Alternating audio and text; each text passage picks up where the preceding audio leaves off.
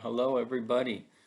So this will be the last video for this unit, which at least for our class right now is for test 3.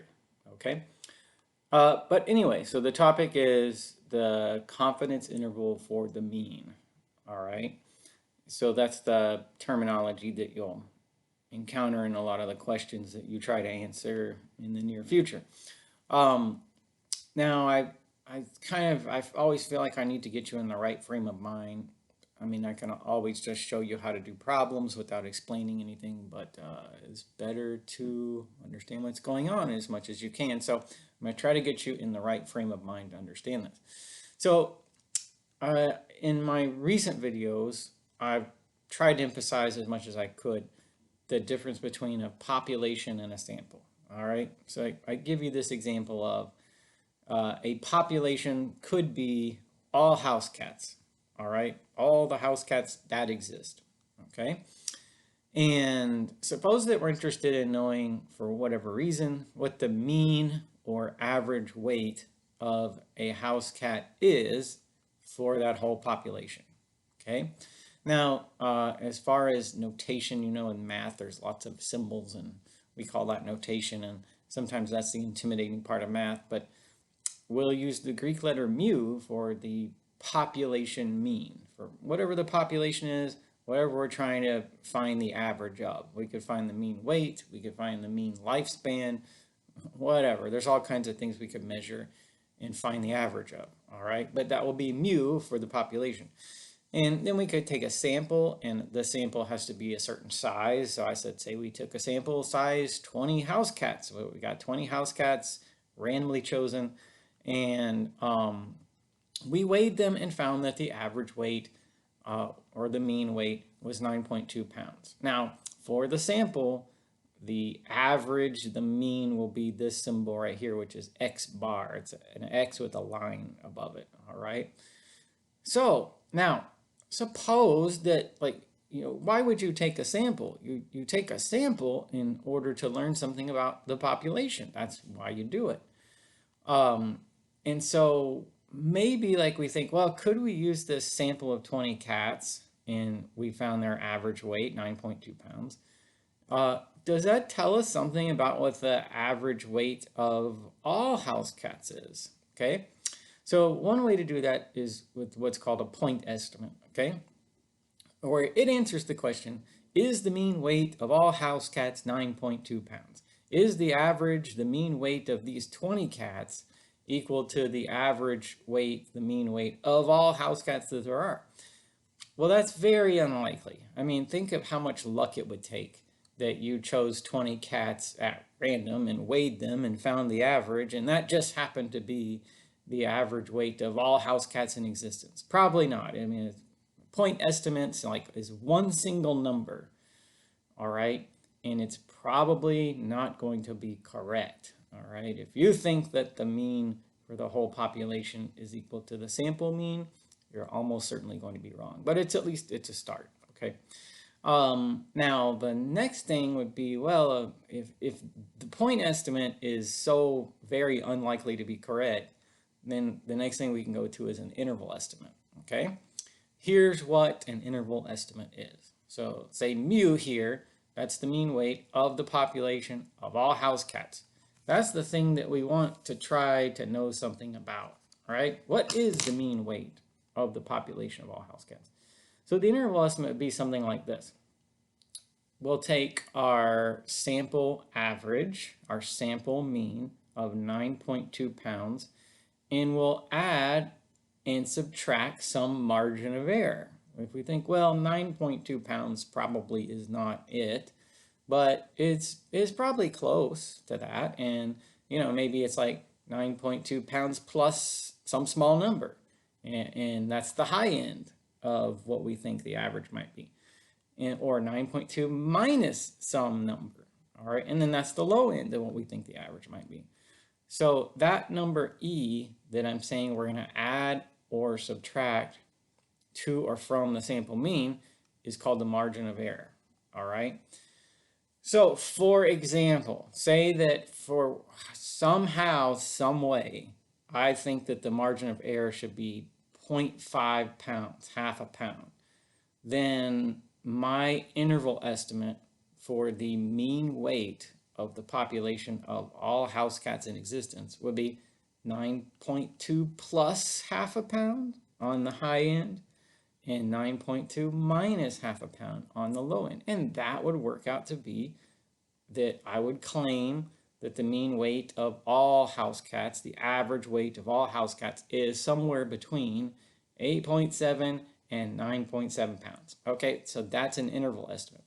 An interval estimate is entirely based on the sample mean and some margin of error, which we'll spend the rest of the video talking about that margin of error. Okay, all right, now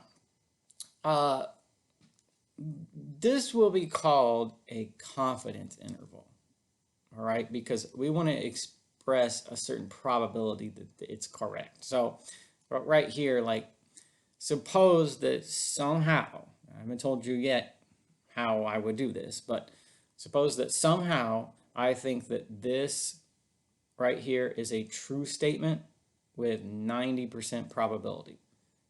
Okay, that the average weight of all house cats is somewhere between 8.7 and 9.7 pounds. If you took every house cat in existence, weighed them, found the average, it would be somewhere between 8.7 and 9.7 pounds. Say that I thought that was true with a 90% probability. Then I would call that a 90% confidence interval. Okay, so that's what a confidence interval means. It's an interval estimate that has a probability of correctness or a confidence with it. Okay, now we write this different ways. You see how I wrote it originally with the inequality? I said mu, the population mean, was more than 8.7 but also less than 9.7. It was between 8.7 and 9.7. Sometimes we write interval estimate with a set of parentheses, the two numbers in there separated by commas from least to greatest. So right here, I want you to think of this, which I've already explained a little bit about, that the population mean is somewhere between 8.7 and 9.7 pounds. We could also write this way with our parentheses and a comma. Okay, it means the same thing. Okay, so yeah, all right, now you know what, at least in principle, a 90% confidence interval is. I haven't told you how you would build one up from scratch, but so far I'm like up to this point, I'm just trying to get you to understand the big picture and the concepts. Okay, now let's talk about how we can construct a confidence interval. Okay, so here's how we do it. All right, and there are many different ways that you could do this, and somebody else might tell you something different. And if you use the help features on my math lab, you might see something different there, but I think this is a real easy way to do it. So this is what I'm showing you, but here's how we do it. You know what the normal distribution is, okay? And we've talked about in previous videos about something called a sampling distribution, meaning that the sample mean, the sample average, such as at the beginning of this video, I say we take a sample of 20 cats and we weigh them and we find the average weight. That's the sample mean. It has a normal distribution, and for our purpose of making a confidence interval, we'll let the distribution of that be mean of 0 and a standard deviation of sigma, which is the population standard deviation, over the square root of n, which is the sample size. So we've done something a lot like that with sampling distributions. Now, if you wanted to find, for example, a 90% confidence interval, you would use StatCrunch to pull up this normal distribution with a mean of 0 and a standard deviation of sigma over root n. And you would use StatCrunch, I mean, that's the way I'm going to show you, to find this number and this number, E and negative E, that contain an area of 90% of the curve. That would tell you a 90% confidence interval for mu, the population mean. It would be x bar the sample mean, take away E, this number right here, and X bar, the sample mean, plus E. All right? So the steps are take StatCrunch, put in a normal distribution, mean 0, standard deviation sigma over root n, calculate what E and negative E are, these symmetric numbers that have 90% of the curve right there in the middle. I'll show you how to do that in a minute.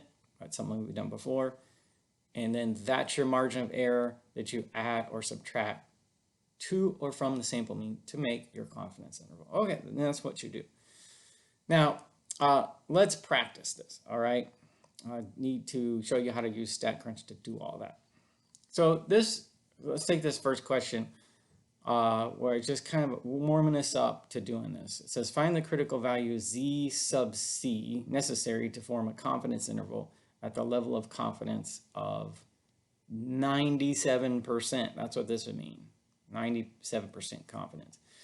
Now, what that number Z sub C means is what the margin of error would be on the standard normal curve. And I'm going to start with that because I just want to practice finding this number, which contains 90% of the area, which is what ultimately translates into a 90% confidence interval, okay? So here we go. So Z sub C refers to the standard normal curve, and I want to find those symmetric numbers that have 97% of the area. That's what it's asking, okay? So I go to StatCrunch, I put in the standard normal, which is a normal distribution that has a mean of 0 and a standard deviation of 1. This particular number that we're working with in this question refers to the standard normal. And in my calculator, I always select between if I'm doing this, because I want it to say probability that X is more than this number but less than this number, okay? And here I put the desired area. So that was 97%. Confidence means 97% of the curve. What numbers contain 97% of the curve? That's 0.97. As I enter it in my calculator, I compute. And it says negative. See, that number is negative 2.1701. And this number is positive 2.1701. So it's like, that's my number. All right, that's my margin of error, 2.1701. This is E, and this is negative E, like I had showed you on that picture in the previous question. Okay, so we could say that, all right, ZC is 2.17. That would be our answer, all right, if we're going to round to 2 decimal places. Okay, now that refers to this number on the standard normal, okay? That's what the Z with the subscript C means. But I do that first because I want to show you what it means to find, this number at all. Okay, how do you find this number and this number that has whatever percent of the area? That's how you do it. I just showed you that's how you do it. And then that will ultimately translate into a 90% confidence interval or whatever percent confidence you want. Now let's try another one. Here says find the margin of error, but this time it's like there was a sample taken and that the population had a known standard of deviation, okay? So C being 0.95, that refers to a 95% confidence. On the curve, that would translate to an area of 0.95 or 95% of the area.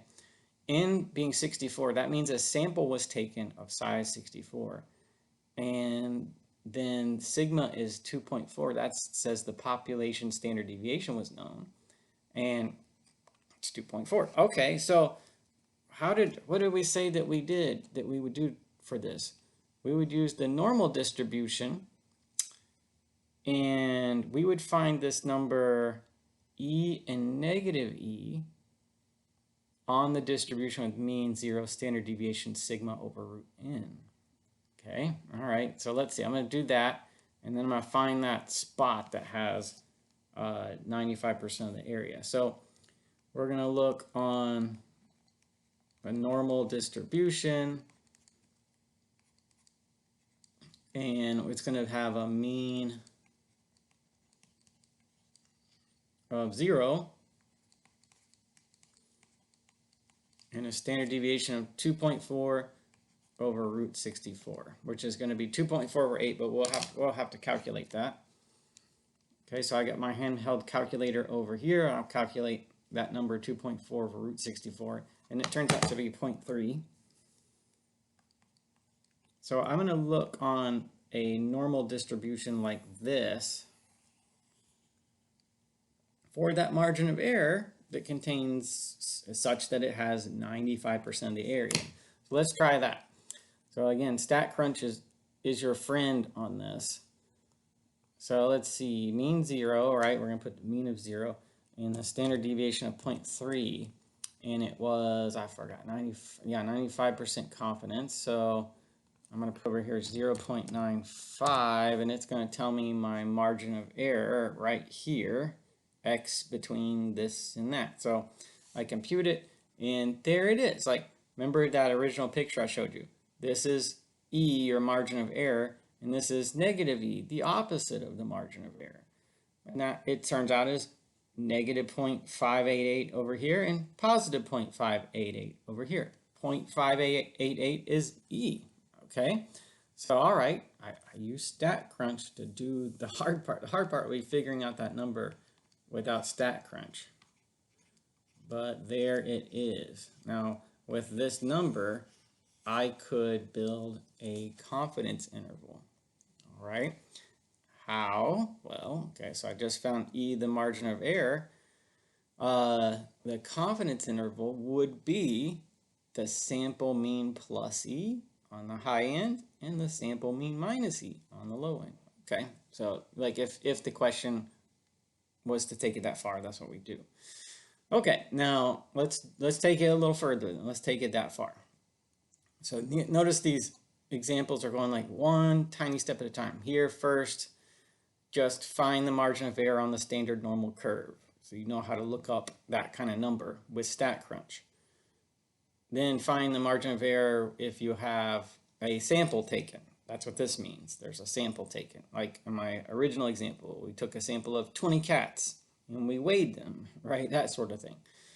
And then now a confidence interval. We'll go all the way with this one. So I want a 98% confidence interval.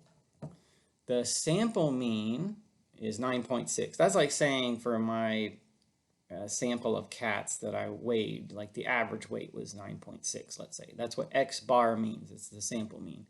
N is 46. That's the sample size. And sigma 0.4, that's the population standard deviation, which turns out to be something we have to know, okay? All right, now, so in order to do this, to make that confidence interval, it's going to be, like, here's my answer. It's going to be X bar plus E on the low end, and X bar plus, let's see. It is going to be X bar minus E on the low end, X bar plus E. Now here's how I find E. Find the margin of error, which is E, on a normal distribution with a mean of 0 and a standard deviation of sigma, which is 0.4, over root 46, which is the sample size. Now, if you do that in a calculator, that turns out to be 0.05898, okay? So I need to remember that number. All right, and I'm going to go look for 98% confidence or area on StatCrunch. So mean 0, and that standard deviation was 0.05898. Okay. And I wanted 98% confidence, so I need to put 0.98 in there.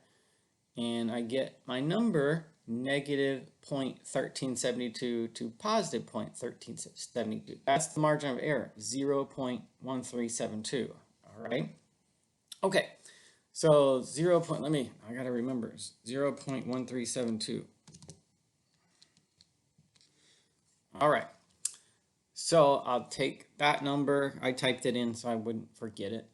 And I'm going to say, okay, update this. E is 0.1372.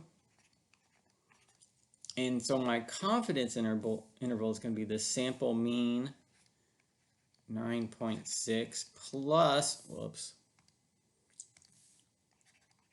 minus the margin of error on the low end, and the sample mean 9.6 plus the margin of error on the high end, right? That's how we said we do it once you find the margin of error. Well, let's see. So I'm going to say plus 9.6. So on the high end, I get 9.73. Okay, and I think we'll probably end up rounding to 2 decimal places. So I'll say 9.74 on the high end, and then on the low end, subtracting, I'll get 9.46. 9.6 minus 0.1372 is 9.46 if we round to 2 decimal places. Okay, so there is my 98% confidence interval.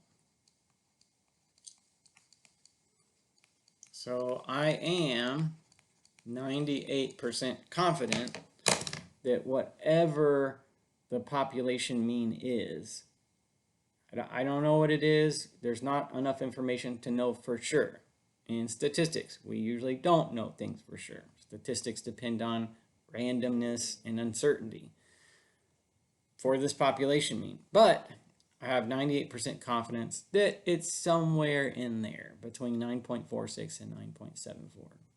Based on the sample mean, plus some margin of error that's based on the level of confidence. Okay, so that right there is like saying up here, like, well, I don't know what the average weight of all house cats would be. If you weighed every single house cat in the world, what would the average be? I don't know.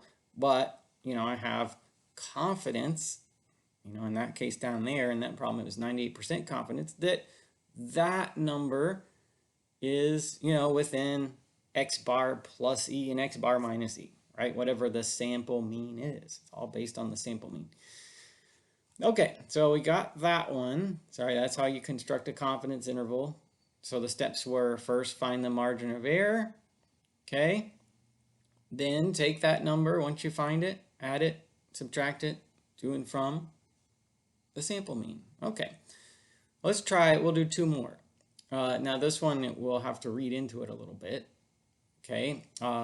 We have to figure out what the numbers are. But I'm sure we could do that based on the examples that we've seen already. So it says we have a random sample of 31 business days. So in other words, days that the stock market is open. The mean closing price of a certain stock was $108.09. So stocks go up and down throughout the day as people trade them, but then there's a price when the market closes. That's what the closing price is. We'll assume that on those 31 days, we'll assume that for the whole population, meaning like every day that there is, that the stock market is open every business day, the standard deviation was $10.59. Okay, so there's a sample, and we have an average closing price, and then the population, we know the standard deviation. Okay, now to do this, we have to know the population standard deviation. That's what it means when it says sigma is 0.4 right here, or sigma is 2.4. That's the population standard deviation. Okay, all right. Now it says construct a 90% confidence interval for the population mean. What would the population mean? So the sample is 31 random business days. The population would mean that, like, we were talking about all business days, right? Okay, that's what the sample is taken from, is like every single day that this stock existed and had a closing price. All right. So yeah, isn't it like that first example with the cats? There's like every house cat in the world. That's the population, and we take a sample from those house cats. All right, a random sample from all of those cats. So okay, so we have our bearings with this one. We want a 90% confidence interval for the population mean, the closing price of the stock for all business days. Now, so with our notation we've had for the other problems, X bar is the sample mean. Now that was $108.09. Okay, the sample size was 31 business days. Okay, so 31.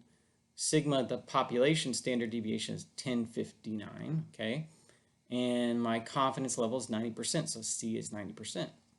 Now, this would be like this last question, where my first step is to find the margin of error on a certain normal distribution. That distribution has a mean of 0 and a standard deviation of the population standard deviation over the square root of the sample size. Now, in our case, that's 1059 divided by root 31. With your calculator, you'll find that to be 1.902, okay, with some rounding.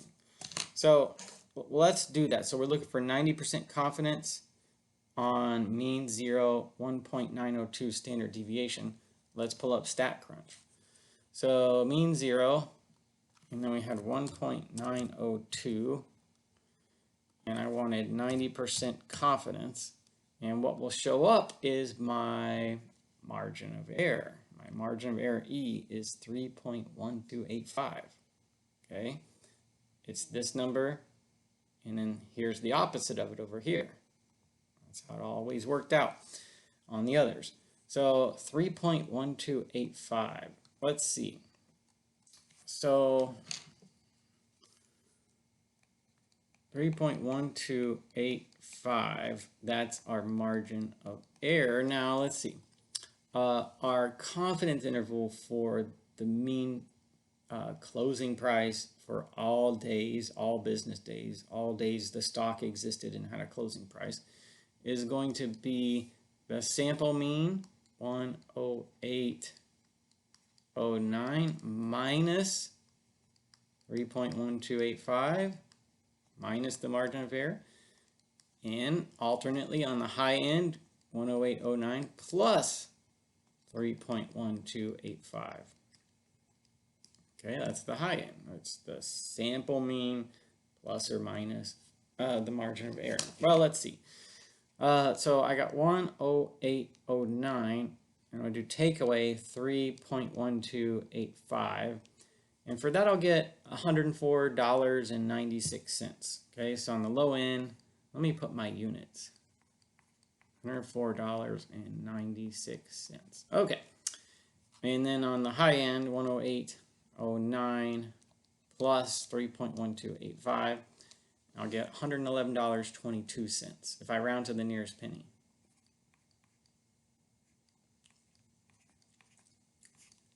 Okay, so there it is.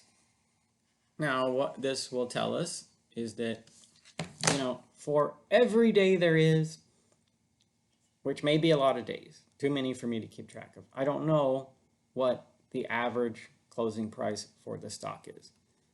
But based on my sample, I can say with 90% probability, 90% confidence, that the closing price on all days, on average, is somewhere between $104.96 and $111.22.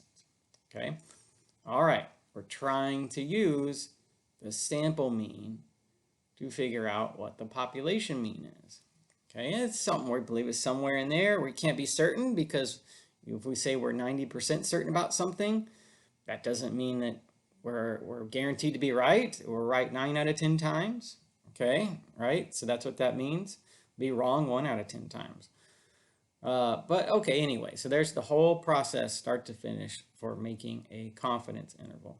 So let's look at one more type of question. And then I'll express like kind of a caveat or some fine print or a curious question about all this. So let's see. Okay. One thing that maybe you can see is that the bigger the sample size is, the smaller the standard deviation is. And what's the standard deviation in general? The standard deviation is a number that tells you how spread out your data is, okay? If the standard deviation was a big number, the data would be spread out, and the normal curve associated with it would be a lot wider, okay? And if the standard deviation was a small number, the data would be compressed. It wouldn't be spread out as much. And the normal curve associated with it would be much more narrow. So for example, if I say, see how wide this normal curve is? It goes between, it looks like about -6 to 6 on the extreme ends of it. What if I put in a really small standard deviation? That would mean that the data, the numbers weren't spread out as much. That should like compress it way down. Let's see. I'll put a standard deviation of 0.5 in. Oh, so now like maybe it looks the same, but the span of the curve is only between negative 1.5 and positive 1.5. What if I put an even smaller standard deviation in? Well, then it's like now it only spreads from negative 0.3 to positive 0.3. So even though the picture might look the same, the scale changes, and the smaller the standard deviation is, the closer all the data is together. So why is that important? Well, because we find our margin of error on a normal curve with standard deviation sigma over root n, okay? And this number right here gets smaller the bigger your sample size is. Okay, the bigger n is, the smaller this number is, the smaller the standard deviation is, the more compressed the curve is. And what's that mean? Well, these numbers, e and negative e, or margin of error, have to be squished closer together. It makes the margin of error smaller, okay? Now, maybe there's some intuition why a bigger sample size provides a smaller interval estimate. And that's just that the sample comes from the population, and the bigger the sample is, the more of the population you're actually getting to make your conclusion from, okay? All right, so that's like the kind of the conceptual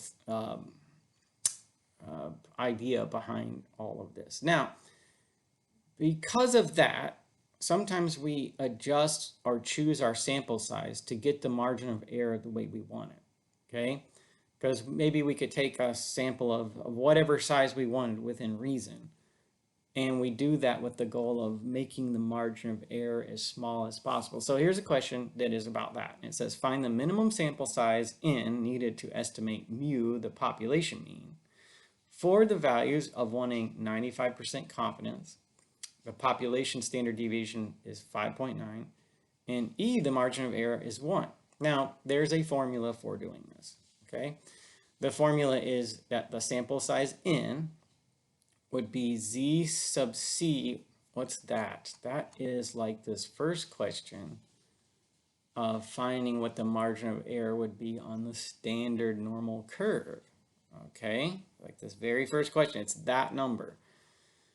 Okay, so z sub c times sigma divided by e all to the second power. So let's see, how many of these numbers do I know already? I don't know that z-score from the standard normal, but I know the standard deviation for the population is 5.9, so I put that in. And I know the desired margin of error is 1, okay? So the next thing would be to find this z value. So think, how did we find it on this first question? I said, well, it's just the value on the horizontal axis that has 97% of the area on the standard normal curve. That's what the z-score is. So, well, let's do that. We want a 95% on the standard normal. So what is the standard normal? It's a normal curve with mean of 0, standard deviation of 1. So let's start there. Here's the standard normal. And then we were looking for 95% confidence. So like so, okay, so it's a negative 1.96 to positive 1.96. So this is like my positive E for the standard normal and the negative. Okay, 1.96. 1.96 is it. All right. So let's see. I put that in this step. All right. And then it's a matter of calculation. So I took my handheld calculator, take 1.96 times 5.9, and then divide by 1, and then to square that result. And you'll get 133 point something. But your sample size has to be a whole number, okay? So, you know, it's either 133 or 134, I guess. It's got to be rounded to a whole number. It doesn't make sense to have a fractional or decimal sample size. So, well, we always round this number up. So I got 133 point something when I use my calculator. That will go up to 134, no matter what, round it up. So the minimum sample size is 134. If you want a margin of error of 1 and ultimately a 95% confidence interval. Okay, now Let's talk about some fine print. I don't know what happened there. No, this is...